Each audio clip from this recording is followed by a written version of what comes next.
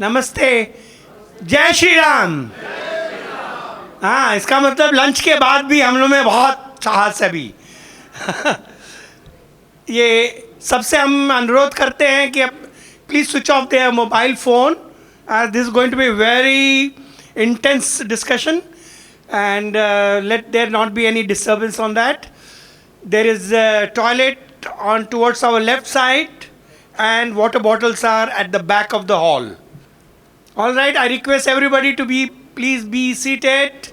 We are going to start our next session, session number 5 soon. Now this session is Encouraging Hindu Activism. So I am going to request Professor Prakasarao Velagapudi ji to come on the stage, and I am going to tell a little about him.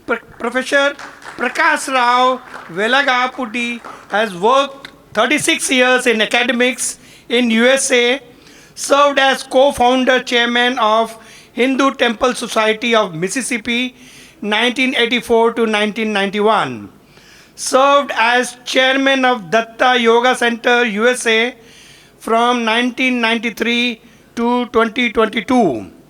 Co-founder and president of Global Hindu Heritage Foundation, organizing 5 grassroots level activities to ensure the survival of Hindu Dharma in Bharat.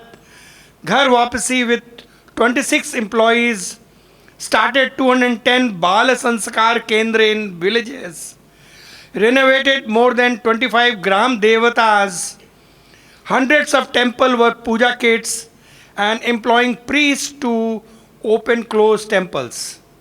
Obtained government order to demolish illegally constructed churches in Tirupati. Namaste. It is my pleasure to chair this session, and we have 3 more panelists on this session, including me, which will be 4. So I am requesting all 3 of them to come here. First, Advocate Ashwini Upadhyay.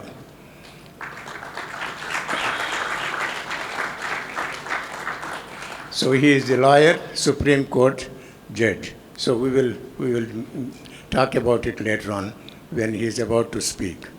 The second person, Shri Pritesh Patel. So business change consultant, London, United Kingdom. And the next, Shri Ramakrishna Gowthaman. So founder, Vedic Science Research Center and promoter of Shree TV Bharat.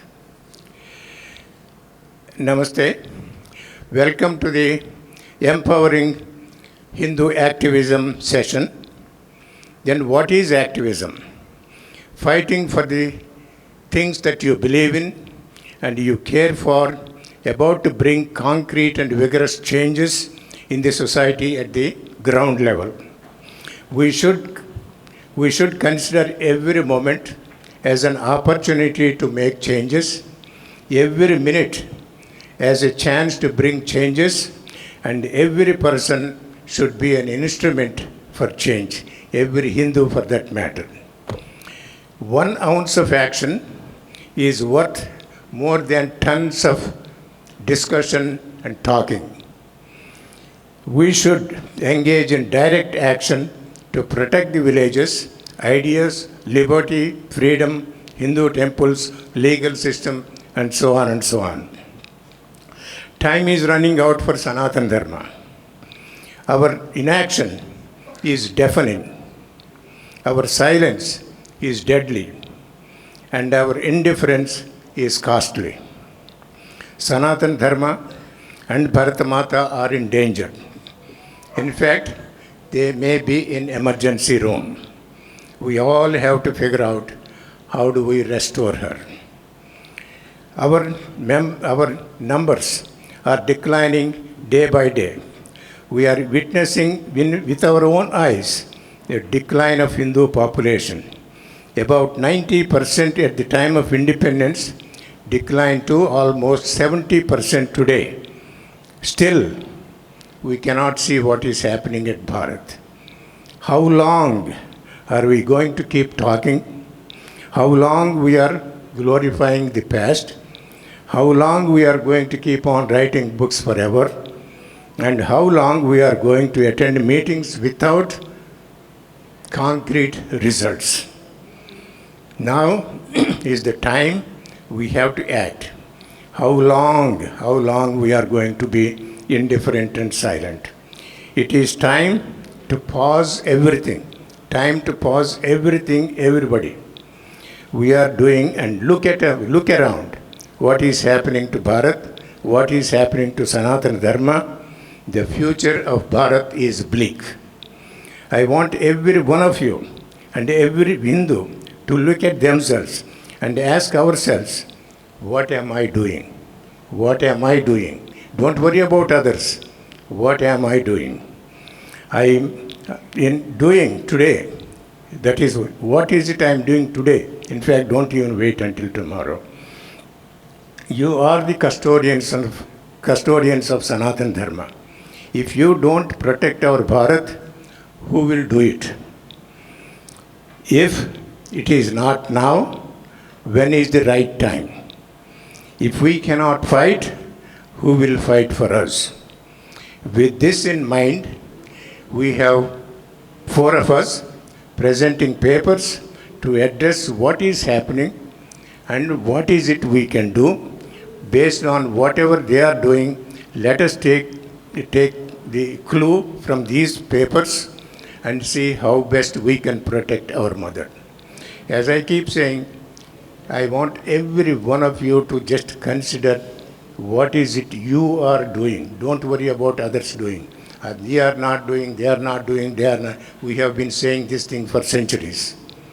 Now, if every Hindu would not really get involved and protect Bharat, we are going to be in big danger, and in your own eyes, you will see danger, probably the demise. Is that what we want? Think about it, reflect on it, and see what you are going to do to protect your own mother. And then we will see some results. At this time, so I am going to request Shri Upadhyay ji, Ashwini Upadhyay, to just speak on the topic. And Ashwini Upadhyay is a political and lawyer currently practicing at the Supreme Court of Bharat. He has filed more than 125 PILs in Supreme Court and 25 PILs in High Court to secure gender justice, gender equality, liberty, fraternity, unity, and national integration. He has challenged the constitutional validity of many laws like Place of Worship Act 1991, Minority Commission Act 1992, Waqf Act 1995, and all the 35 laws enacted to control our mutts and temples. The Supreme Court has ordered to establish special MLA MP court in every district, decide the case of MLAs and MPs within a year. So now it is our honor to invite Ashwini Upadhyay to speak on this topic. Namaste. Jai Shri Ram. Radhe Shyam. How many you know your Gotra? Everyone? Oh, great. And how many you understand the Hindi? Almost everyone. So we can use the English.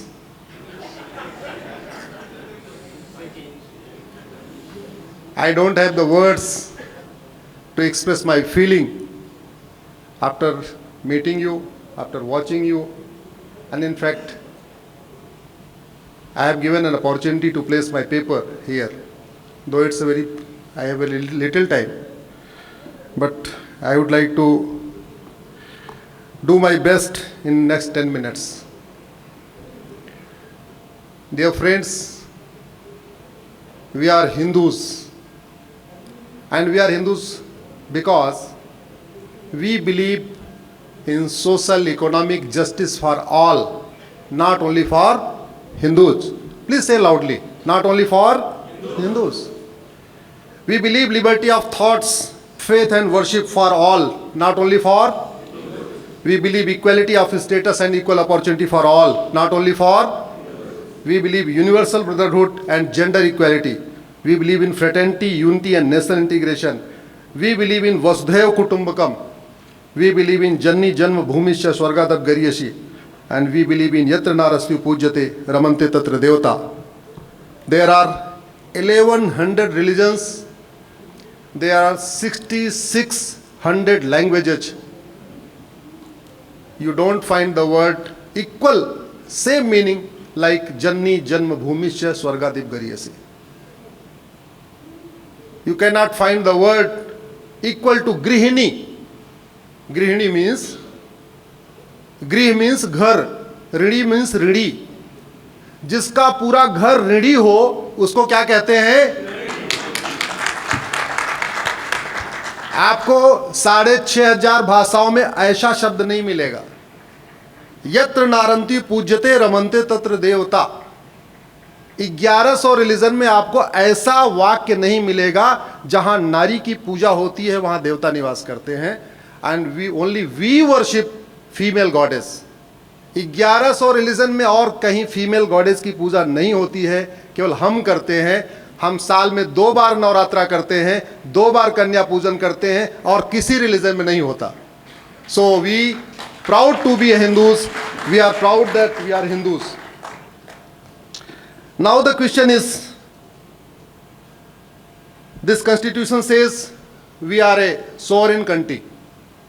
In 1947 we got independence, and in 1950 we declared through this constitution that we are a sovereign country. There is a difference between independence and sovereignty. You may Google it later. There is a complete difference. Sovereignty means samprabhuta. Independence means swatantrata. There is a huge difference. Now the issue is, are we really a sovereign country? Definitely we are independent country. Now British is not, we are ruled by ourselves. But the issue is, are we really a sovereign country?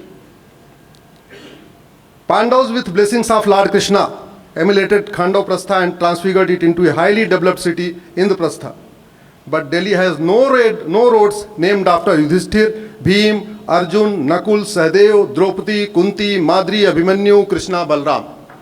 But Delhi has roads, streets, areas named after brutal barbaric invaders like Babur, Humayun, Tughlaq, Sher Shah, Lodhi, Akbar, Shahjahan, Aurangzeb, who looted our country, who butchered our ancestors, who raped our mothers, and who converted our forefathers. Now you tell me, are we really a sovereign country? Please say loudly, are we really a sovereign country? We are independent, but we are not a sovereign country.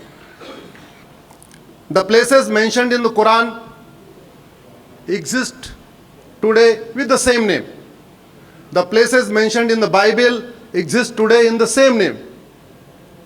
But the places mentioned in Mahabharat, Valmiki Ramayana, Ramcharitmanas, our Vedas, we don't find with the same names. I have given some example. Like we have 51 Shaktipeeth. The first Shaktipeeth is the Kirteshwari. Murshid Khan renamed Kirteshwari to Murshidabad.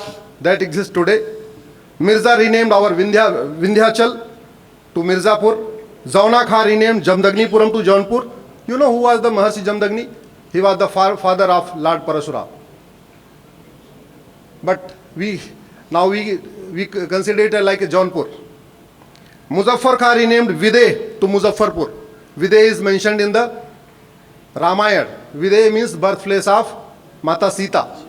That is the Muzaffarpur. Hosiyar Khan renamed Virat to Hosiyarpur. Virat is mentioned in Mahabharat. Ghazi Khan renamed Gajpras to Ghaziabad. Gajpras is mentioned in Mahabharat. Farid Khan renamed Til Prastha to Faridabad. There were 5 villages. Lord Krishna says, you give me 5 villages to avoid the war. The 5 villages was Indraprasth, Tilprasth, Panprasth, Sonprasth, Vyagyaprasth. Indraprasth is Delhi, Tilprasth is Faridabad, Sonprasth is Sonipat, Panprasth is Panipat, Vyagyaprasth is Bagpat. So places mentioned in our Mahabharata, but present not. So this is the problem. Farooq Khan renamed Panchal to Farooqabad. This Panchal is the birthplace of Panchali, Draupadi. Now Murad Khan renamed Ram Ganganagar to Muradabad. Usman Ali renamed Dharasiv to Usmanabad. Similarly, Begu Khan renamed Ajasatru Nagar to Begusarai. Haji Samsuddin renamed Haripur to Hazipur. Ahmad Shah renamed Karnawati to Ahmedabad. Tughlaq renamed Devgiri to Tughalkabad. Shahjahan renamed Gomti Nagar to Shahjahanpur. Bakhtiyar Khilji renamed Nalanda to Bakhtiyarpur. Farid Khan renamed Mogalha to Faridkot. Jamal Khan renamed Singh Zani to Zamalpur. Hosang Shah renamed Narmadapuram to Hosangabad. Darbhang Khan renamed Dwarbhang to Darbhanga. Like there are more than 800 districts, towns, etc. who are named after brutal, barbaric invaders who butchered our ancestors, who raped our mothers, who converted our forefathers. Is Bharat a sovereign country? We don't teach our great renowned kings. Our children are taught about Babur, Humayun, Tughlaq, Sher Shah, Lodi, Akbar, Shahjahan, Aurangzeb, who looted us, butchered us, ancestors, raped our mothers, converted our forefathers. But our children are even cognizant about the ancestors of Lord Ram. I'm not taking about others. I'm talking about only the ancestors of Lord Ram. Our children don't know much about King Dasarath, King Amrish, King Agnivarn, King Sudarshan, King Raghu. About Raghu, we know only Raghukul Reet Sada Chali Ai, Praan Jai Par Bachan. But we don't know much about King Raghu. Similarly, King Bhagirath, King Dilip, King Ansuman, King Sagar, King Bharat, King Dhrushandi, King Mandhata, King Trisanku, King Ikshaku, King Vivaswan, King Manu. We glorify Akbar as a great king in our history books, but we don't even shed light on the great King Manu who introduced the first codified law of this earth. He was the first king who introduced codified law, codified family law, codified administrative law, codified judicial law. He was the first king. We teach about Newton, but don't teach about Maharshi Kanad, who was the pioneer of the gravitational theory a millennium ago. We teach about Einstein, but not Vedas, which clearly elucidate upon the theory of time dilation. Similarly, the multiverse theory is clearly enunciated in the Srimad Bhagavatam. Our children are oblivious to the greatest of scientists and researchers like Maharshi Charak, Maharshi Susut, Maharshi Patanjali, Maharshi Vagbhat, Maharshi Sharangdhar, Maharshi Madhavkar, Maharshi Kanad, Maharshi Kardam, Maharshi Bhaskaracharya, Maharshi Bodhayan, Maharshi Agnira, Maharshi Agast, Maharshi Agnivesh, Maharshi Ajasatru, Maharshi Atri, Maharshi Atreya, Maharshi Kanva, Maharshi Kapil, Maharshi Kashyap, Maharshi Katyayan, Maharshi Kripacharya, Maharshi Garg, Maharshi Chavan, Maharshi Jamdagni, Maharshi Jamini, Maharshi Dattatreya, Dadich, Deval, Parasar, Pulast, Bharadwaj, Bhrigu, Gautam, Yagyavalk, Lomas, Vasisht, Vatsayan, Vamdev, Valmiki, Vishwamitra, Vyas, Sarangdev, Sukdev, Satyakam, Jabal, Sumant, Marich, Agnivars, Pula, Kratu. These are our great scientists. These are our great saints. Bharat is a sovereign country, but Hindus have still not been able to restore their temple. In 1892, Qutbuddin Aibak discarded 27 temples, that is the Qutub Minar. In 1305, Alauddin Khilji discarded Saraswati temple. 1373, Sikandar Shah discarded Shiv Mandir. 1377, Tughlaq discarded Atala Devi Mandir, that is Atala Masjid in Jaunpur. 1410, Alauddin Khilji discarded Rudra Mahalay, Jami Masjid in Gujarat. 1522, Babur discarded birthplace of Lord Ram. We have reclaimed it. 1552, Ahmad Shah discarded Bhadrakali Mandir, Jama Masjid, that is Gujarat. 1669, Aurangzeb discarded Kashi Vishwanath We are fighting for that. 1670, Aurangzeb discarded birthplace of Lord Krishna. We are fighting for that. We are still governed by the oppressive system, missionary madrasa education system, colonial ineffective healthcare system, outdated tax system, outdated administrative system, outdated police system, and most ineffective, outdated, corrupt judicial system.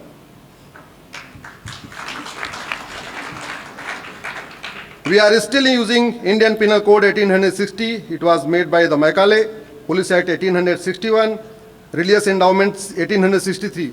The first law to control our temples was this 1863 Religious Endowment Act. Christian Marriage Act 1872, Qazi Act 1880, Transfer Property Act 1882, Land Acquisition, so and so. Not only, please wait, please. Even after the independence, our government made around 50 anti-Hindu laws. I am giving only some. The first Waqf Act was created by Pandit Nehru in 1954, then Drug Act 54 to destroy our Indian healthcare system, then Citizenship Act 1955, then National Honor Act 71, then Rajiv Gandhi amended 1884 Waqf Act, then Place of Worship Act 1991, Minority Commission Act 1992, similarly Waqf Act, Minority Education Act, so and so. The three main issues which I would like to cover it. The Place of Worship Act 1991, this is the retaliation against Ayodhya movement. Why I am saying? Ayodhya movement was peak in 1990. Congress enacted 3 laws to suppress this movement. The first was 1991. This law legalizes the illegal acts of barbaric invaders, takes away right to justice and right to judicial remedy, takes away right to pray, practice, propagate religion, takes away right to manage, maintain religious places, takes away right to Hindu, Jain, Buddhist and restore temples, takes away right to preserve religious and cultural heritage. It was enacted under the garb of public order, which is a state subject. Pilgrimage within India is a state subject. The center cannot enact this law. It is against the Hindu doctrine, once a temple, always a temple, and it is against equality, justice, fraternity, unity, and national integration. Next year, Congress enacted another law to divide Hindus among, because as per law, Hindu, Jain, Buddha, Sikh all are Hindu. But the first time, Congress enacted a law and declared Hindus as a majority, Jain, Buddha, and Sikh as a minority. So divided Hindu. This minority is not defined in constitution or law. 1992 Act was enacted for Muslim appeasement and divide Hindus. 2002 Supreme Court directed to identify minority at the state level. 2004 Congress enacted the Minority Education Institution Act immediately after the Supreme Court judgment. In 2005 Supreme Court says minority majority system should be stopped. In 2006 the Congress government enacted the first minority affair ministry. Earlier there was only social justice ministry. In 2007, Allahabad High Court withdrew minority status for Muslims in UP. That judgment has not been implemented till date. 2011, as per census, Hindus have become minority in 9 states. Demography of 200 districts and 300 tahsil have been changed. Minority has not been yet defined, but states are lavishing billions of our tax money. Right, I'm concluding it. Then Waqf Act 1995. In 1894, British enacted a land act for benefit of church and missionaries. All the civil lines throughout the country were established and most of the land was given to churches by this 1894 Act. In 1954, the Congress enacted Waqf Act. The first Waqf Act was enacted by Pandit Nehru in 1954. In 1984, Rajiv Gandhi strengthened this act. In 1995, Narasimha Rao repealed earlier act and enacted a new Waqf Act which gives more power to the Waqf Board. In 2013, Congress amended this act to give the unbridled power to the Waqf Act. There is no similar law for Hindu, Jain, Buddha, Sikhs and Parsis. The act is being used for money extortion and religious conversion. Waqf Board boasts third largest land bank after railway and defense. Waqf Board issued notice to vacate 15-year-old temple. Matter is pending in Supreme Court. I have challenged these all the 3 laws. Now I am concluding it. What is the effect of colonial law? The effect of colonial law: child marriage, night marriage is going on. Polygamy, nikah halala, nikah mutah, nikah misyar is going on. Talake Hasan, Talake Ahsan, Talake Bain, Talake Kinaya is rampant. Taharrus, which is a gang rape of non-believers, is increasing. Love jihad, land jihad and other type of jihad are unfettered. Darul Qaza, Sharia court, have been installed in every district. Stone pelting during the Hindu festival is going on. Rohingya Bangladeshi infiltration is unconstant. Population explosion is going on. Deceitful religious conversion is going on. Foreign funding to anti-nationals is going on. What is the effect of anti-Hindus law? Hindus have become minority in 9 states. 5 crore illegal infiltrators are residing in India. Demography of 200 districts have been completely unpended. Demography of 300 tahsils no longer pertains to our culture. Deceitful conversion is rampant. Population explosion, 86,000 children are being born every day. Missionary school have become the center of brainwashing and conversion. Madrasa have become the center for radicalization, infiltration and conversion. Now why I asked your Gotra? Our place of birth may be different, but our Gotras are common. Gotras of Brahmin, Kshatri, Vaishya and Dalits are common. Gotra of Bengali, Gujarati, Marathi and Tamilians are common.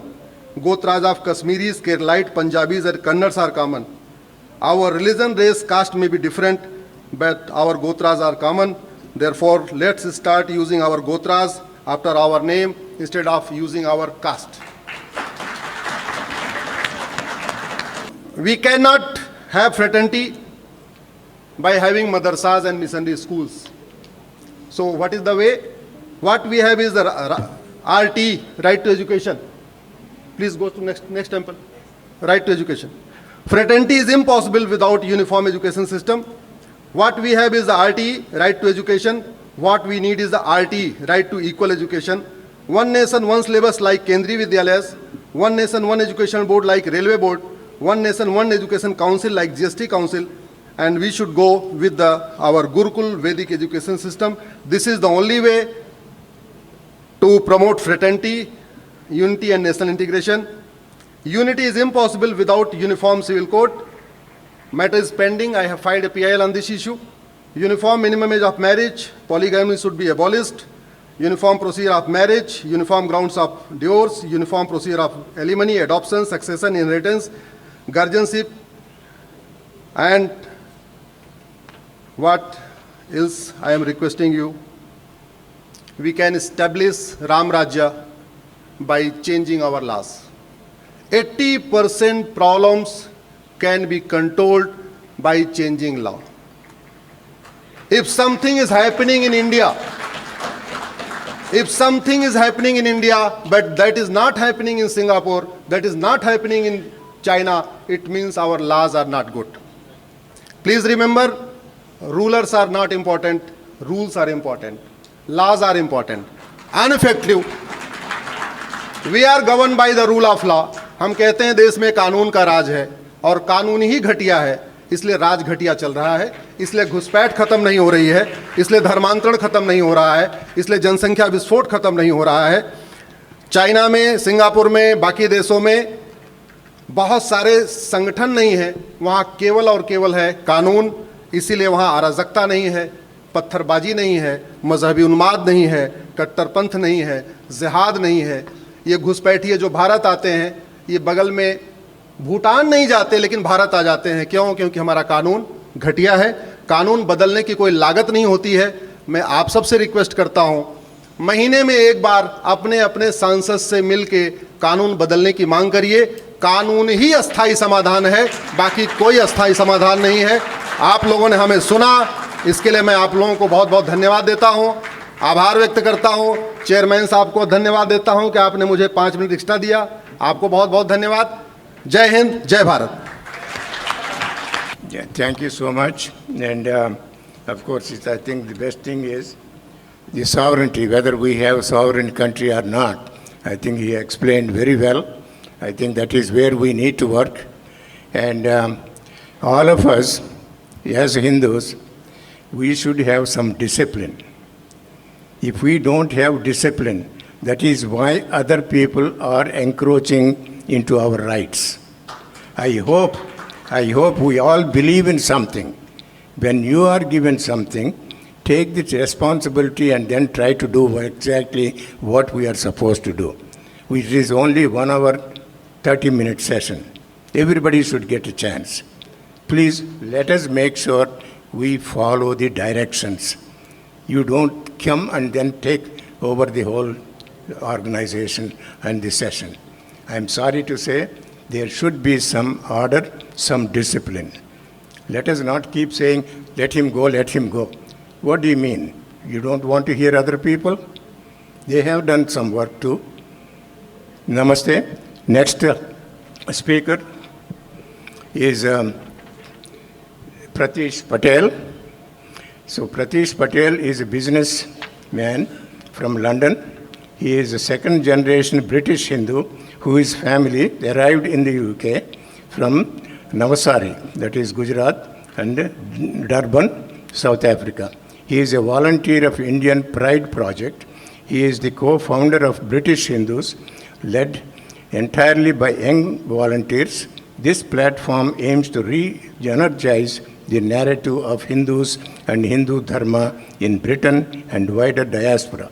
He is also the Secretariat volunteer of all-party parliamentary group for British Hindus, body that seeks to improve political representation of issues impacting Hindus in the United Kingdom. Now, let us welcome Shri Pritesh Patel. Brilliant. So I'm going to be talking about, so namaste everyone and sawadika. I'm using the Thai greeting for namaste because the Thai people make me feel very proud to be Hindu. So if you haven't been to any of the temples while you're here, please go and see them because you will feel a real sense of why we're protecting our dharma. So before I talk about the project, I want to talk about the problem. So Dada here explained the urgency by which we've got to work. Sometimes the Kurukshetra of activism gets flooded with a lot of debate, a lot of ideological, tutu meme, Rahul said that, Modi said that, and we forget about what the problem is. So I'm going to talk about what the problem is. So can you skip that slide? Brilliant. Right. So who recognizes this building? Who's been to London? Put your hands up. Right. So that's the British Museum on the left, and that is room 33 in the British Museum, and that's the South Asia collection. And I'm saying South Asia in inverted commas because it's full of our devatas, our Titankar Bhagwans, and our Buddhas. So it's a dharmic sangralaya with all of our deities, right? And this museum is one of many museums in all the Baltic countries, in New York, in Canberra, in Africa, well, not Africa so much, in Australia. And it's full of our heritage. It's full of our sacred art and our sacred objects. In addition to the museums, we have countless private collections which have been funded, which have been full of our deities, which come from auctions. So a lot of the big auction houses are selling our murtis. Now, you might be thinking, this is great. All these Videshis, they love our murtis, they're loving our art. Isn't it wonderful? Well, we have a problem. These murtis, like this Nataraj here, it's not like basmati rice in Bollywood. It wasn't meant for export. These murtis were created several hundred years ago, and they were created specifically for mandirs, for matas, for ashrams, and for private shrines. They were meant for puja, not to be on display in the museum. That Nataraj doesn't get an abhishekam, he doesn't get an annual utsavam, there is no unkut offered to him on Diwali. He's on display in a very unsanctimonious way. Now, you might be asking the question of how did our gods end up in these museums? Now, Upadhyay ji talked about colonialism, and colonialism is part to blame for why our murtis are in these museums. But one of the things I was very shocked to learn about is the plunder of our temples is going on today as we speak. There is a huge network of smugglers, of terrorists, of very sophisticated thieves who are finding ways of smuggling antiques out of various countries. And the most alarming thing that we need to be worried about is the thing we need to be really alarmed about is there's a huge demand for Indian art. So on this graph over here, if you can see the circle on the far right-hand corner, this shows the antiques imported into America between 2011 and 2016. over half of the antiques that came into America during that time was from India. So there's a massive demand for our murtis, and everybody wants it, and the thieving and the stealing is going on right now. So I know our Sabapati told us to switch our phones off. I want you to switch your phones on, and if you want to learn more about the problem, this is a film that was produced by a young man called Nikhil Singh. It's a half-an-hour film, and it talks about the problem at hand of how our murtis are stolen. It talks about the very sophisticated means by which our murtis are being taken out of India. Please, please, please watch this film and share it. There's another reason why I want you to watch this film. It won a runner-up prize at a film festival. Film festivals are normally associated with leftists and communists and Marxists. This is a young man from our Hindu side who's going into film festivals, winning prizes. Please watch it. Now, let's talk about the India Pride Project. So the India Pride Project was started in 2014, and we do three things: research, advocacy, and narrative change. We're made up of volunteers who are located across the world. One of the reasons why I joined India Pride Project, so I learned a lot about the issues which Ashwini ji talked about. I felt very motivated to want to help Bharat and to help Sanatan Dharma, but I couldn't find any avenues to support.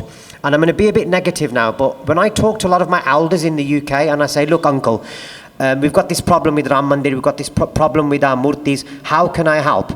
So the conversation normally goes like this: Are beta, yes, there's a problem. Mughals did this, the British did that, Rahul Gandhi is doing this, Narendra Modi isn't doing that. And it's a broken loop of moaning and outrage. When you then try and have a conversation and go, uncle, what do we do now, right? So, apne shu kariye, because I speak Gujarati. And they're like, are evu che, kalyug che, shu kariye, I can't do anything, mari paase samay nathi, I haven't got time. You know, let Narendra Modi, tu vyadi nahi kar, don't you worry, let the Indian government do it. That's not good enough for me, right? I've got a lot of energy in me and I want to do something. So, there's a lot of that going on, a lot of negativity. Now, fortunately, the India Pride Project gave me an avenue to contribute, and I was attracted to him because it's focused on action, and we really need to get into action. As our Sabapati said, we haven't got time now, we have to act. So, please scan this QR code. There's a history of our project. Anurag Saxena leads our project. He will talk about the history of what we do. So, I want to talk a bit about what we do. So, there's research. So volunteers around the world, we take photos of various murtis that have been stolen. That research gets compiled up into a catalogue. It gets added to a catalogue. We then identify where our murtis have been stolen. And we do, just bear with me, we do advocacy and we do narrative change. So I'm going to talk a bit about the advocacy. Now the advocacy goes on in India, and it's about influencing the politicians in India to care about the fact that our murtis have been stolen. So in 2017, some bright spark in the Ministry of Cultural Affairs decided that they were going to propose a bill to allow the trade of our antiques, right? So to sell and buy antique murtis from India. That sent alarm bells with our volunteers, because we know that would have increased the demand and really made the problem worse. So Anurag, our volunteer, teamed up with lawyer Jai Sai Deepak, and they produced a very detailed report on why it's a problem for India to be trading antiques. Yeah, this report, this document, was sent to 6,000 MPs in the centre and at the state level. And before this went for debate in the Lok Sabha, it was withdrawn. Now, those of you who are familiar with Indian politics will know that 6,000 MPs, MLAs, that's not just the BJP, right? That's MPs from across the board. One of the things that our project is trying to do is to get over this ideological debate, right? All the problems we're dealing with, what Ashwini ji talked about, is not just Congress's problem or BJP's problem, it's about India's pride. And we are trying to make all the politicians listen to us, and fortunately they are listening. So next slide. So these are clippings from the Lok Sabha, where we've got various politicians from various parties, Congress, Telugu Desam Party, etc. They're all asking the government, when is the murti from my town, from my city, from my state coming home? So we must get out of this. This is BJP, this is Congress. It's all of us. We have to work together to restore our pride. Now, on the topic of bridging polarization and ideological divides, in the West, we have been spoken about by various media outlets, and these media outlets, some of them are very left-wing, some of them are right-wing, some of them are upper wing and niche wing and middle wing. It doesn't matter what wing they are. They've talked about us, and they've talked about us really positively. They've talked about our subject, and we want this to continue. We need to get away from polarization. We need to solve the problem. Now, I want to just move on to the next slide now. So, this was a little protest we did in London back in 2019, and this was a bit of an unusual protest. We didn't go and block the roads of Delhi.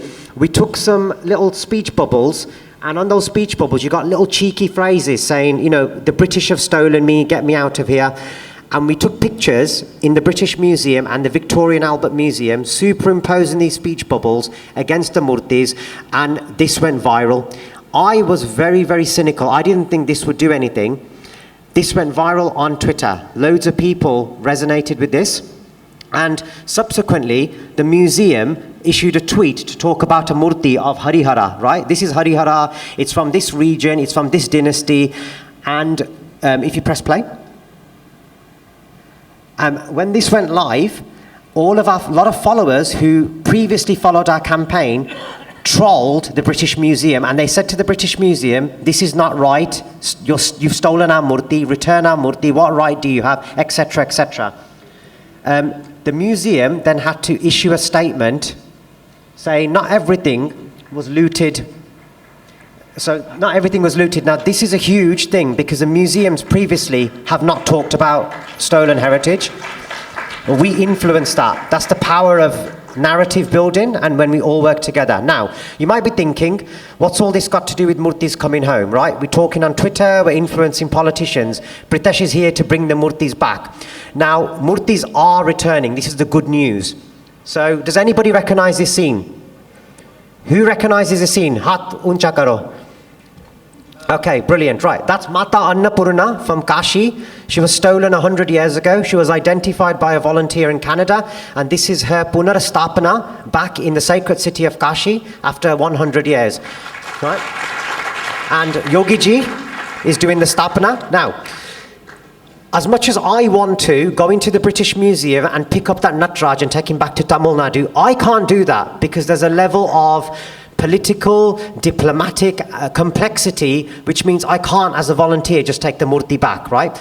In order to have the murtis returned back to India, we need political will. This is a part of the puzzle that only politicians can help with. I can do research, I can do advocacy, narrative change, I can talk to the BBC, but to physically bring the murtis back, we need politicians working with the politicians in the Western countries, having that collaborative discussion and then bringing our murtis back. This is something we're seeing a lot of good results on. So next slide. This graph shows the Indian heritage, murtis, various other bits that were returned back to India in the period between independence in 1947 and 2013. A mere 13 heritage objects were returned back in that time. It's absolutely abysmal, right? Right, go back, right. That number from 13 went up to 500 in the years between 2014 and 2019. Massive achievement. What's happened? What's happened is two things, right? Number one, Narendra Bhai Modi and his team have really stepped up India's presence. I'm in the West, I was born in the West, my family have been out of India for generations. For the first time in 3 generations, we feel really proud to be Indian because our government in Bharat is doing a lot of work on the diplomatic stage and they're raising the profile of Bharat, so that's number one. But the second thing that they're doing is in all the geopolitical conversations they're having, Narendra Modi and his team have put the issue of India's stolen heritage at the heart of those conversations. So you can see Narendra Bhai with Angela Merkel from Germany, from the Prime Minister of Australia, from Canada, with all of these heads of state are handing over our murtis to the Prime Minister of India. In June or July, America promised that they're going to return about 100 murtis. There's another conversation going on about a further 1,000 murtis are going to be returned back. So we need to congratulate the Indian government. I hear a lot of negativity about the Indian government. We can criticize the government, we should criticize the government, but this is one thing we need to congratulate Narendra Modi's team on, because they're working together with the volunteers on a project. How long have I got? 4 more minutes? 2 more minutes, okay. I want to just wrap up with some learnings now. So I talked earlier on about negativity, and we just keep talking, and our Sabhapatis talked about us moaning, and we need to act. India Pride Project provides a model for all activist organizations to function on, and there are 3 things. There are 3 learnings I've taken out here, right? Number 1, let's get away from polarization, right? Our issues, Sanatan Dharma is bigger than any party, it's bigger than Congress, it's bigger than BJP, it's bigger than any Sanstha. So we need to work beyond ideological division and polarization and make everybody care about our issue, yeah? Number 2, and this message goes out to young people here now, we're very impatient. My generation wants to do everything in 5 minutes. Some of these problems have taken decades to build up, centuries. They're not going to change overnight. I, as an individual, cannot be a hero and get this murti returned. Hundreds of volunteers working together over decades is what's going to solve the problem. So those murtis that were returned is the result of all of our karyakartas working together with the government, and all their incremental efforts have come together to bring the murtis home, right? So we need to get rid of impatience. And the third thing is, there's a lot of hard work that goes on in the background that you don't see. So I'm just one person who's come to talk to you today. Behind me, there are hundreds of volunteers. It's a very lonely job that we do, and my other panelists here will tell you that. There's a lot of work that happens in the background. It can be quite boring. It's not glamorous. Sometimes nobody's going to give you a heart and a tikka and say, well done, right? So we have to be prepared to work in the background, and we have to let go of any ego that I'm going to get sanman and man, because you're not going to, right? We're doing this as seva towards our dharma and towards our people. Namaste. Thank you so much. I think this is really important that, as you all know, many of our murtis are stolen. They're sold in public places, in almost all the museums in US and UK and so on and so on. They are doing a marvelous job. I know that Anurag Saxena, for more than 20 years, they have been doing great job. So we really applaud all their efforts to restore all these murtis back to India, where they belong. Next speaker, Shri B. Ramakrishna Gowtham, the founder, Vedic Science Research Center, and promoter of Shree TV Bharat. Ramakrishna Gowtham is a multifaceted personality working for Hindu empowerment with focus on strategic studies, social and community research, and media. He is the founder of Vedic Science Research Center and promoter of Shree TV. He produced several documentaries and research papers that include jihadi terror, left-wing extremism, etc. His success stories include restoration of traditional Tamil New Year, which was fraudulently changed by Tamil Nadu government, and exposition of the fable of Devashayana Pillai, who was canonized as saint by the Catholic Church. He has authored 8 books, written hundreds of articles concerning Bharat and Hindu Dharma. Let us welcome Shri Ramakrishna Gowtham. I am not going to talk about any issues because already we have 4 sessions and we have heard a lot of issues. I am just going to touch upon some success stories, how we really, the Hindu Dharma, has taken on those issues and how we are successful. So I am going to touch upon that point, and I am going to touch upon some issues which are dealt at the grassroots level, not at the higher level like Ayodhya movement or something else. So first let me start with, because some part of my presentations were already done by Ashwini ji as well as Mr. Patel, because they have touched upon what I have to speak. And again he started off by saying, what I am going to do, that matters a lot than what somebody else is doing, right? So this presentation, I want to start this presentation on behalf of the 136 of our Karyakartas. We lost to jihadi menace in Tamil Nadu in the last 20 years. So whatever that we have achieved today is because of the sacrifice of those 136 people who still we are remembering. And I am here just because of my Guru Shri Ramagopalji, who taught us that the flag of the resistance of Hindus will flutter till the last Hindu child is alive in this earth. So, with that hope, we are working, and this 136 people who died in the field, they all died with this thing in their heart. So, now let us go asserting the authority of Dharma. So, how on various fields that we have, and there are hundreds and thousands of things under each topic. But I am just touching one or two elements of it, and then I will go by that. Number one is the restoration of Tamil New Year. The government of Tamil Nadu changed the Tamil New Year. So our Tamil New Year starts in the month of Chitrai, that is in the spring season. Since the Christian New Year starts in the month of January, the Tamil Nadu government wanted to bring this Tamil culture to the Christian culture. So the Tamil Nadu government changed a traditional New Year. Unfortunately, the opposition party at that time, the ruling party was Mr. Karunanidhi, the DMK was ruling. Jayalalitha was the opposition leader, she too supported it. So there is no opposition. So that is the time when we picked up this fight. We rallied Tamil scholars, we make a big movement. Then we went to the court, filed the cases. Court asked certain questions to the government, and the government never returned to the court, as Ashwini ji knows, because in Indian judiciary, they have a very good knack of buying time from the court. I think lawyers are paid for that, am I right? I mean, better. So that is the situation. But then, people's movement forced, when Jayalalitha and she became the chief minister, when she was the opposition leader, supported the other side, she changed and did this enactment in favor of the Hindus. This is the success of Dharma, because even the hooligans in the farmers' agitation, they are only able to stall the laws.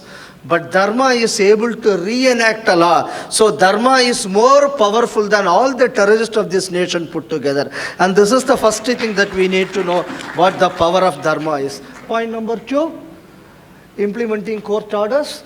And Palani is a very famous temple in Tamil Nadu, and people from other parts also know Palani. It is one of the 6 abodes of Lord Subramanya.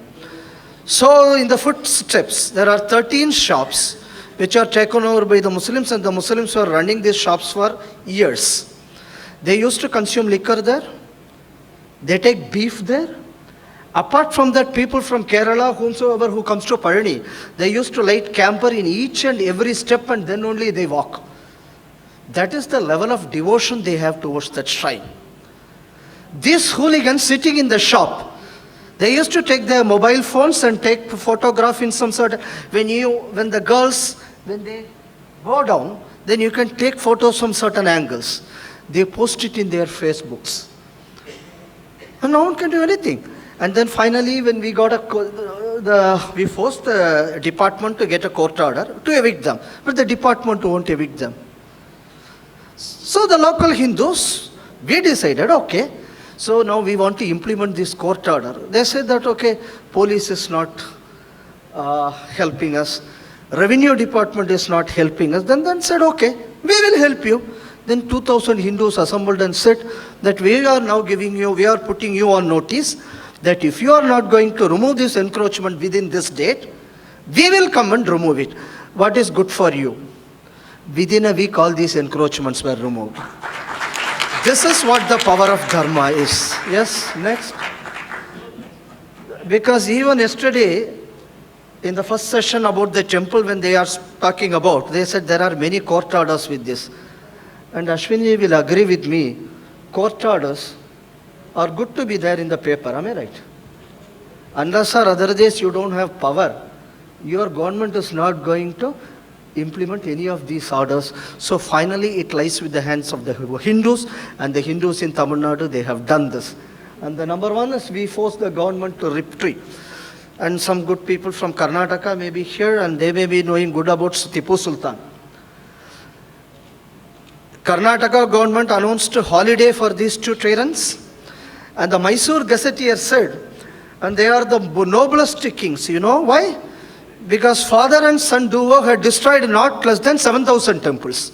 And this is what is there in their gazetteer. It's a very good record.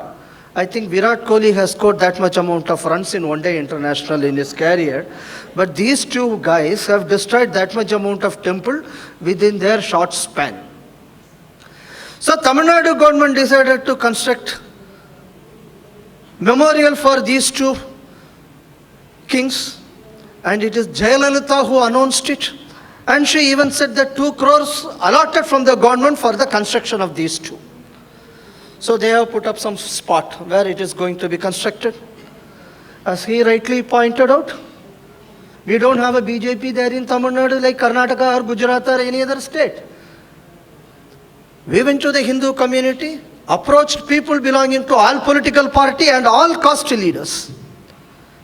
It became a people's movement. From one place called Tadikombu, the people said that we won't allow. It went to another village called Aharam. There also we did the same thing. The local community said that we won't allow. So the district collector said that I am going to come and do the Shilanyas for this one. So the local people said if the collector is going to come, he can't enter into our village. We will not allow the collector even to get inside the village. So it got cancelled. Then they shifted to some other village. There also we organized the people to fight. Understand, there is no Hindu organizations in those villages. It is the local Hindu community which took up the fight. And then finally, they have to settle it in a Muslim land. So not even an inch of government land. Even if the government wishes to do, Hindus in Tamil Nadu won't allow that to do. This is what the power of Dharma, and the government has to retreat. The next one. This year, our Tamil Nadu government has become a Shastragya. They decided in which day we have to celebrate Vinayaka Chaturthi, because the government wanted a long weekend. Because they are working too hard, getting commissions and corruption. So they want a long rest. And because one of the ministers in the cabinet of the government said that the chief minister's family has amassed 30,000 crore within 1 year. It's a statement made by the finance minister, okay? So that is how they are working tirelessly. So they wanted a long weekend. So they changed the Ganesh Chaturthi. Then we said, okay, we said that we are going to go to the court, that is number one. Then we started campaign against it throughout. Then the government has to finally change its decision. So this is what Hindus can do. A government which say that I am anti-Sanatana has to kneel down before the Hindu force. And this happened this year by the same anti-Sanatani government. Next slide. And there is a place called Ramanathapuram district. And that is the district from which Lord Rama built his bridge towards Sri Lanka. And this is the bridge which is in the eye of storm by the previous UPA government to be destroyed. That is the district. And now this district has become the highest Muslim populous district in Tamil Nadu. That is something that we need to understand. So there are some localities where you can see signboards saying that nobody should enter this area without the permission of the Jamaat. So in public road, the Jamaat is putting up these boards. Again, some Hindus, I just want to name one gentleman by the name Kumar Challappan. He was there with Pioneer at that time. We took him and some other press people also there. We covered up everything and all these things appeared in the newspaper. Based on the newspaper, we made the local community to speak against it, and finally the government has to remove all the boards. And activism in any form works. Even media activism too helps. And this is one example how these things have changed in Ramanathapuram. Next one, just go fast. Now, this was the position of Tamil Nadu, and Stanu Malayanji is here. He was our Kshetra Pracharak before. So he knows better, and we all worked together during that time. I told that 136 of our friends have died due to jihadi terror in Tamil Nadu from 1989 to till date. In most of the places when Hindus go and prefer complaint in the police station, police won't receive the complaint. Instead, they will foist cases against our people based on a counter complaint by the Muslims. So we decided that we need to stop. And you don't have a big party, or we don't have MLAs, or we don't have MPs. We have nothing. As far as BJP is concerned, we are a non-starter in Tamil Nadu. So we decided, okay, then we can take it as a people's movement. So then we thought, okay, why can't we do one thing? We have to bring all these things to the public forum. So we started recording each and every jihadi incident happened in Tamil Nadu. So we planned that within 1 year, we have to document around 50 such jihadi incident and produce 50 documentaries and put it across. So the problem is, okay, when we go to the community is not willing to open up because of the fear that they will be killed by the Muslims or the police will foist cases against them. This was the situation when we started up. Then we took up some programs like this removing the board, some this Tipu Haidar, these things, getting it out. So that built some confidence among the Hindus. And 100+ people came out. They issued statements. We got lots of materials and we produced a jihadi documentary and released in 2016. After that particular documentary, the counter-foisting of cases stopped in Tamil Nadu, and this is how we made law to act, because Dharma is capable of doing it. Next one. And now, most of the things I just touched up, couple of things. We are working in the field of jihad, and we traveled throughout the country, collected autopsy reports of people who are killed by Muslim terrorists, and we proved that in most of the murders, from the autopsy report, they were committed according to the verses of Quran. 8th chapter, 11th verse, it states, kill a person by striking over the nape and smiting the fingers. Since we are able to prove it to the government, and because of these documentaries and other stuffs, now the government has recently declared murder of one Ramalingam in Tamil Nadu.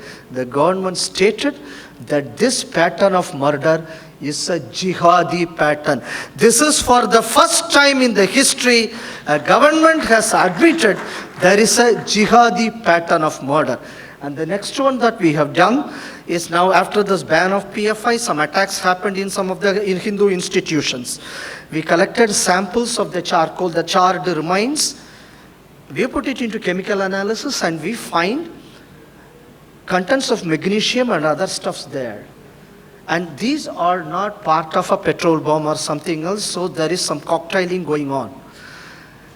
And this we proved from some other accidents which took place, and even when this recent Kannur train blaze, when it was come out, now NIA has for the first time admitted that some other substance, a petrol-like substance, is used for burning this incident. So we are able to guide law which the government is still now blind of.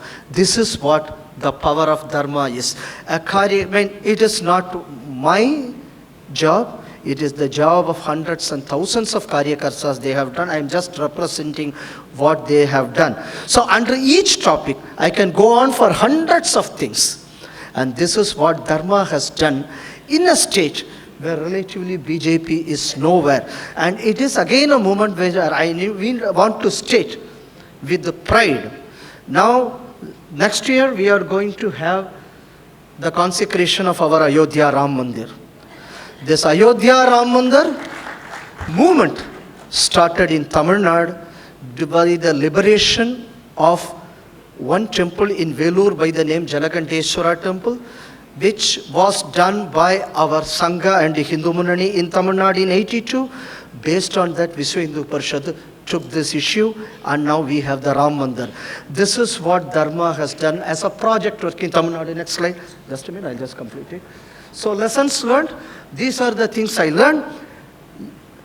The indelible faith and the self-pride of a Hindu is something that we need to admire, and this is the biggest social asset we have. And we are not thinking that Hindus don't have self-pride, and this is one community which has got the maximum self-asset. This is the most responsive society for which I have worked so far. We don't have a bayan every week. You don't have a Sunday mass every week, but you don't have any communal or a social discourse or anything else. And you can't even get 1 hour of social discourse in your lifetime. But they have every week. But still, they can't do what we are doing. So I feel that we are the most responsive society to work with. And this society has got the ability to work on its own, not to get fund from liberal lefts or Soros. So this community is having that capability. The problem with us, we don't have a deep understanding about the strength of our society, and this is something that we don't have. So these are the way forward which I suggest. We need to have a knowledge-based cadres. We need to professionalize Hindu work, creation of multiple battlegrounds, and this is something which I am advocating for a long time. Ayodhya movement was a success, not only because of one Ram Mandir issue. We have several issues going simultaneously in the country. So all of these things helped the Ayodhya movement to gather strength. So the creation of multiple battlegrounds is a very important thing. As our professor, in his first speech, his inauguration, he said that each and everyone have got something to do. That collectiveness will give you a national perspective over a whole universal Hindu perspective. And this is one thing. Then and this will ultimately lead to a Hindu vote bank. As you pointed out, it may be any political party that we can do. And then documentation and replication. And the last one, I go with Ashwini ji, that is the caste conundrum. This is what we say, it is a politics of hate. But in our experience in Tamil Nadu, what we are able to do is we are able to create a pride with that caste saying, yes. And he said that instead of using the surname, that you have to put the name of your Gotra. Am I right? And this is how you started it. My father did it in my name 50 years back. That is why I am Gowthaman. Okay? So what we experienced in this is every caste is having a root in a Rishi lineage or a Puranic lineage or some lineage. But again, caste is a place where that really preserves the culture, tradition and the custom. So the thing is, what we need to take out of caste is untouchability. What you need to strengthen with caste is its relationship to the ancient Sanatanic roots. And these are the way forward, I think, that we can do. And one thing I failed to mention, sorry, it's 10-15 minutes, one slide I missed it. And since they have touched upon politics, gentleman over here is there because at that time he was our pracharak. I got his permission before doing it. Muslims in 2016 tried to increase the number of legislatures in Tamil Nadu Assembly from 5 to 13. So we strategically worked and to keep it down to 5. We organized a Hindu society to work. Dharma responded. So, we will do Jai Shri Ram.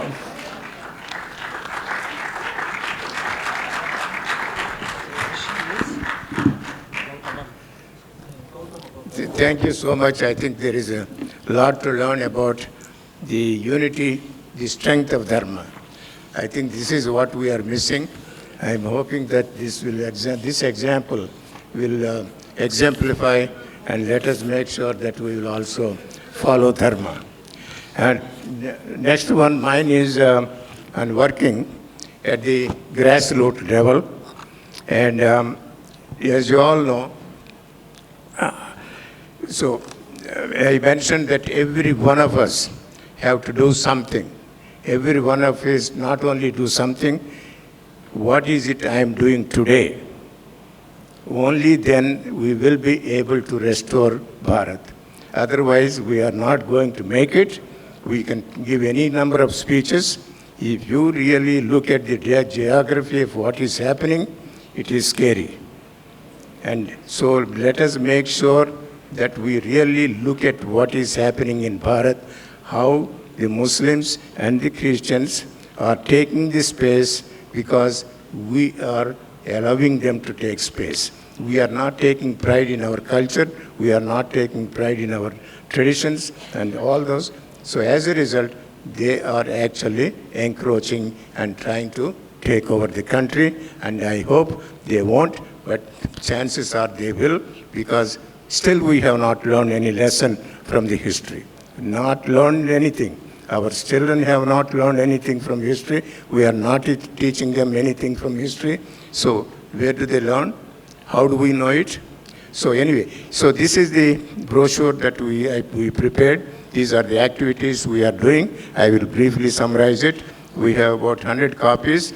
At the end, you can probably pick up all of it. I may not be able to cover it.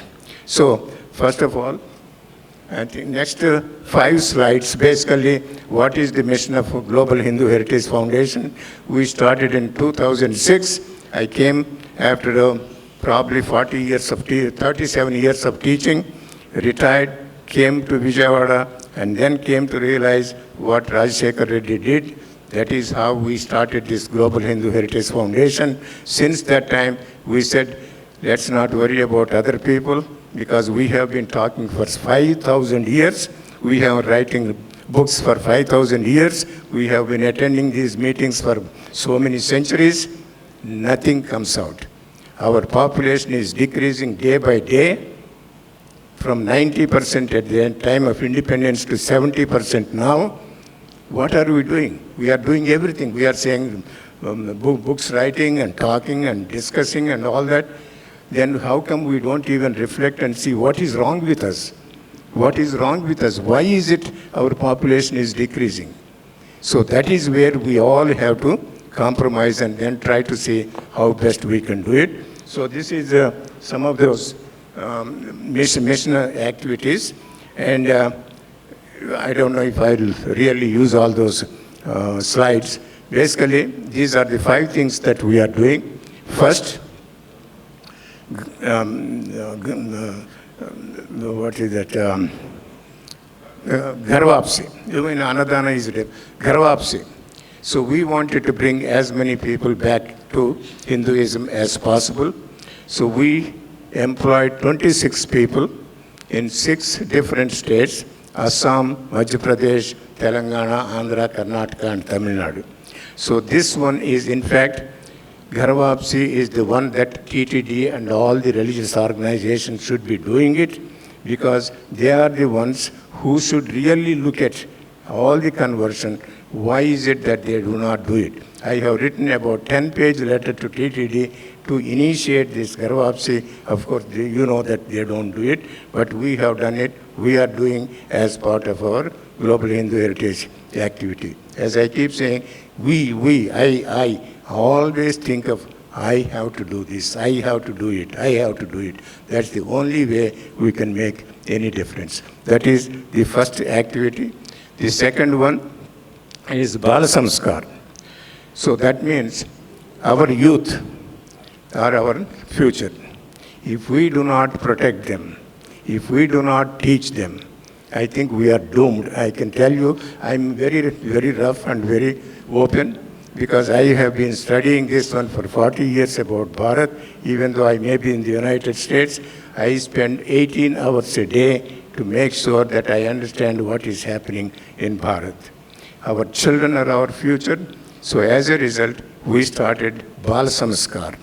That means teaching about our Sanatan Dharma. 5 days a week we teach only Sanatan Dharma and homework and all that. So now we have 200 schools in these 5 districts, 5 states, plus 20 schools in Bangladesh. We started in Bangladesh. If any one of you from any other state, if you want to take some responsibility of coordinating, identifying some teachers, if you really want to help Bharat, if you really want to make sure our Bharat is protected, please find some teachers. Once we protect our children, there is future Bharat. Just imagine, if every village has Bal Samskar Kendra, if in every village, if we can teach our children, just imagine what will happen in next 5 years. The whole country will change. And you can say, what is it I can do? You can do a lot. You can do a lot. You can sponsor a teacher, or you also hire one of your own people to protect your own village. You protect your own village. Take one village at a time. We will be able to protect it. So this Bal Samskar is the one that we are doing 200 people in those schools. The third one is Grama Devatas. We all know in villages we have Grama Devatas. We are trying to restore and make sure that Grama Devata culture is restored, because that is where, so as you can see, we are all doing only in the villages. Because 70% of our Hindu population is in villages. If we neglect these 70% and talk about everything else, we are doomed. Every one of you, look at your own village. Look at something what you can do and how you can protect the villages. If we don't protect the villages, conversion is taking place at a very rapid rate. And conversion will engulf the entire 70% of the population probably in the next 10 years if we are not really careful about it and see how we can protect our people from this conversion. So, Grama Devatas is one of the third one that we are doing it. The fourth one is Dopadipa Naivedyam. Many temples can't even open. Many temples can't even light up lamp in the evenings. So we are providing all the material that is needed to ensure that these temples will light up and then do some diya and then give arati. So that is the fourth one. The fifth one is sponsor a priest. Many priests are unemployed and many temples are closed. So we are trying to match these two. Hire the priests and then try to employ them in the temples that are closed. And all this one is basically very thoroughly explained in that brochure. When you leave, you can do. The one that is not in the brochure is this. In India, every village, every place, you have so many churches and so many mosques. In Tirupati alone, 100 churches. None of them is built legally. No permission was given to any of these 100 churches. We got the information through Right to Information Act. The collector and mandal officer and Toda and everybody has responded saying, we have not given any permission to be built. Every politician knows, every legal person knows, every religious leader knows, but nobody wants to do a thing. We can talk about everything else. These people are encroaching day by day, and we are not even seeing the danger that is coming. We are all at level, have a higher level, talking. When you see somebody is getting converted today, how can we just close our eyes as if nothing is happening? And so that is the reason we filed a case. I couldn't find a lawyer, advocate in Bharat, in Andhra. I had to find somebody in New York and file a case against these illegal churches. And so he suggested that we file a case to Toda itself, that is Tirupati Urban Development, because they have accepted saying they did not give the permission. If they did not give the permission, how come we can't ask them to demolish it? He suggested, he filed the case, and then we got the judgment. Let us see if I can go to the last 2-3 slides. Keep going, please. So these are all some of the things. You see, this is the judgment. Before that, yeah. The middle one is the judgment. You can see, so it is given Jivo, whatever. So demolition, you can see on the top, demolish the unlawful constructions and immediate stoppage of the unlawful operation. And then in the bottom paragraph, if you can see, therefore, while enclosing the legal notice along with the list, I request the commissioner, so they're requesting the commissioner to take necessary action on unauthorized construction churches as they are located. So now that judgment is given 1.5 years ago. So commissioner has not acted. And I am not able to find a lawyer in Andhra Pradesh to file a case against the commissioner who refuses to implement the order. Now I am asking almost every lawyer, so many people, including Upadhyay Garu, he said, we need to have somebody in Andhra, but I am not finding anybody in Andhra. So this is the kind of persons that we are. We as Hindus, we are just sleeping. We don't want to take any responsibility, but we can talk ours. We can talk any number of books. We can file the cases, but we don't pursue the cases. We don't file any cases. So what is it as a Hindu? What is wrong with us? Just think yourself. What am I doing today to protect my mother? That is our Bharat. Lord Rama said, mother and motherland are higher than heaven. We read Rama, we read Ramayana, we read Mahabharata, we keep on talking about all the characters. The message is very simple. Protect your mother and motherland. That is what we are not doing it. So when are we going to do it? So all of us convince ourselves from today, I want to do my role, my responsibility. If my mother is in the hospital, what do? I will run and try to see how I can comfort her and see that she is recovered from whatever ailment there may be. If you really think your Sanatana Dharma is your mother, Bharat is your motherland, then what stops you and me not to act the way we are supposed to act and not act the way we act toward our real mother?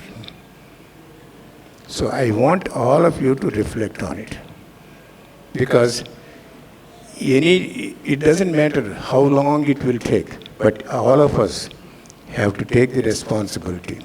Because if you look at the Muslims and Christians, what they are capable of, it is scary. Why? They have all the weapons. Every Muslim house has weapons, knives, okay, stones, chemicals, you name it. They have everything that they need to destroy Bharat at any given moment. Think about it. You may think that I'm a little scared, crazy, or I'm unrealistic, but think about it. Their population is increasing, and no matter where they went, they never failed. Europe is gone, and US almost is coming close to it, because in the US, 250-60 House of Representatives passed a bill of Islamophobia. Islamophobia. They never defined it. What is Islamophobia? There is no definition. So that means they have enough power, enough resources, enough money to buy anybody. And that is what they are doing. We are failing to respond. We are failing to see the potential danger that is happening to Bharat. It is going to happen if we are not collectively get together, sit for a minute, close our eyes. What will happen to my children? what will happen to my grandchildren, what will happen to my Bharat. If you think in that direction, I am sure you will have some solution. With that one, I will close it. I will try to see that I am on time. And please, just be a Hindu. It is the right time. If we don't do it, when do we do it?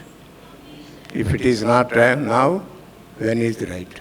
So please think about it. And so let us, the end of the session, yeah, okay. I think we are through with thank you all so much. I think we have this brochure, so you can pick up, and our friend is going to give you that brochure up here at the entrance. And also, I think our organizers asked me to mention this one. So World Hindu Congress, next one, is going to be in Mumbai. Okay, so this is the one. It is going to be in Mumbai. Yeah, thank you. Driver कितना ही अच्छा हो, जब तक गाड़ी ठीक नहीं होती है तब तक यात्रा सुरक्षित नहीं होती। मिस्त्री बहुत अच्छा हो, जब तक सीमेंट बालू अच्छा नहीं होता तब तक घर सुरक्षित नहीं बनता। डॉक्टर कितना ही अच्छा हो, जब तक दवा अच्छी नहीं होती तब तक बीमारी ठीक नहीं होती है। कुक कितना ही अच्छा हो, जब तक तेल मसाला ठीक नहीं होता तब तक अच्छा खाना नहीं बनता। नाई कितना ही अच्छा हो, जब तक उसके कैंची और उसरा ठीक नहीं होता तब तक बाल ठीक से नहीं कटता। उसी तरीके से शासक कितना ही अच्छा हो, जब तक नियम कानून अच्छा नहीं होता तब तक किसी भी समस्या का समाधान नहीं होता है। चाहे वो घुसपैठ हो, चाहे धर्मांतरण हो, चाहे जनसंख्या विस्फोट हो, इन तीनों का इलाज केवल और केवल कानून है। अगर किसी को लगता है कि एजुकेशन से पॉपुलेशन एक्सप्लोजन रुक सकता है, तो मैं उसका एग्जाम्पल आपको केरल का देता हूं। केरल में सबसे ज़्यादा लिटरेसी है।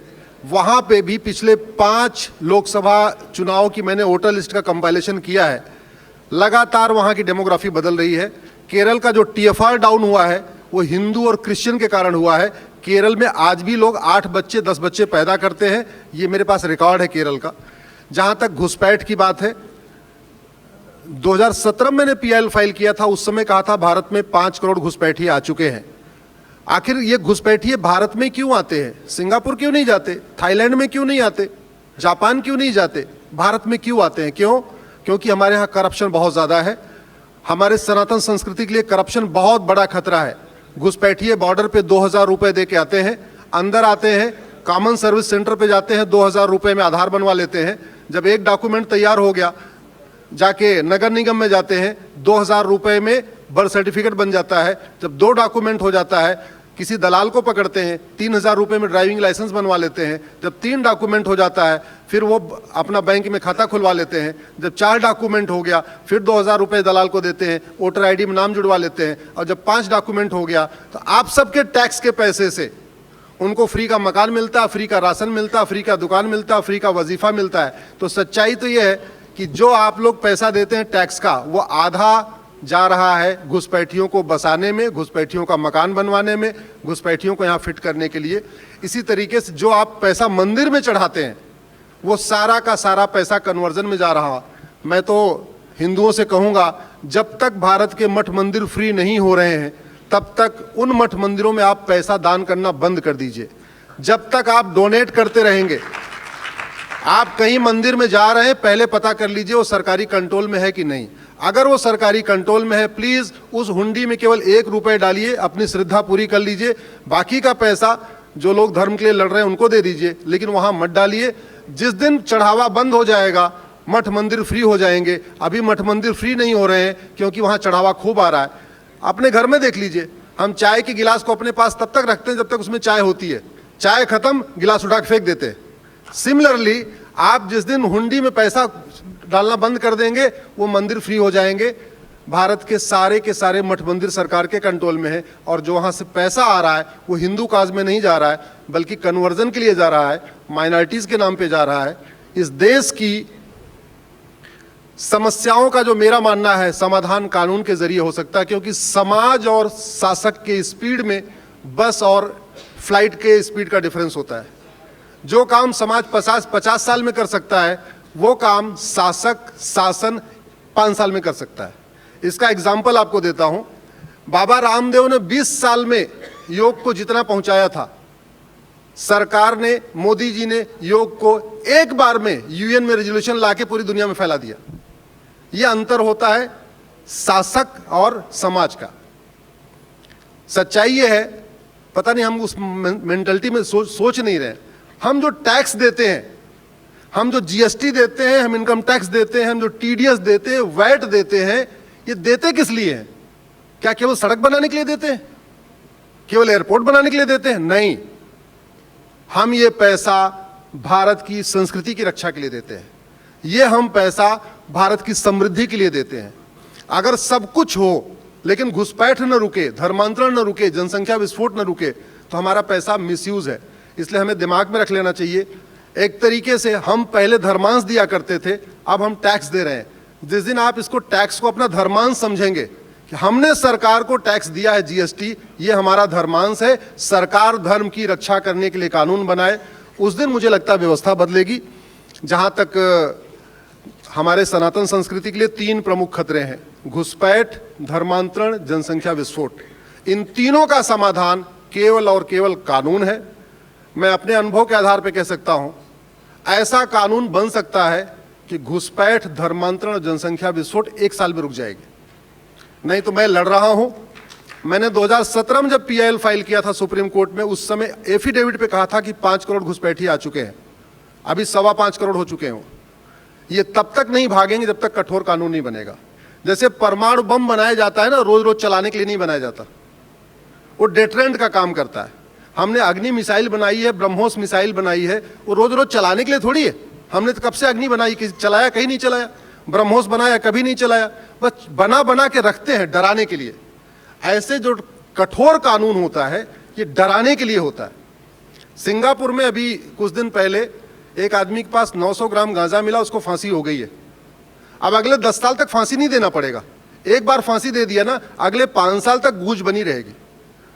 कहते नहीं कानून ऐसा हो, एक आदमी गलत काम करे, अगले 10 साल तक वो आदमी गलत काम न कर पाए। इसलिए मेरा ये मानना है, जब तक अंग्रेजी कानून खत्म नहीं होंगे, और वो लगभग 25 कांग्रेसी कानून खत्म नहीं होंगे। कांग्रेस ने मुस्लिम्स को मजबूत करने के लिए लगभग 25 कानून बनाया, अंग्रेजों ने क्रिश्चियनिटी को स्ट्रांग बनाने के लिए 50 कानून बनाए। तो जब तक इस जो हमारे कॉलोनियल लॉ खत्म नहीं होंगे, कांग्रेसी कानून नहीं खत्म होंगे, तब तक धर्म की जय करना मुश्किल है। और मेरा ये मानना है, जो हम लोग बोलते हैं कि धर्म की जय हो, अधर्म का नाश हो, प्राणियों में सद्भावना हो, विश्व का कल्याण हो, इसमें सबसे इंपॉर्टेंट है अधर्म का नाश। आप अधर्म का नाश करिए, धर्म की जय अपने आप हो जाएगी। आप अधर्म का नाश करिए, प्राणियों में सद्भावना अपने आप हो जाएगी। अधर्म का नाश करिए, विश्व कल्याण अपने आप हो जाएगा। तो सबसे इंपॉर्टेंट क्या है? अधर्म का नाश। और अधर्म का नाश पहले जब राजतंत्र था तो राजा करते थे तलवार के दम पे। अब चूंकि कानून का राज है तो अधर्म का नाश करने के लिए कानून ही बनाना पड़ेगा।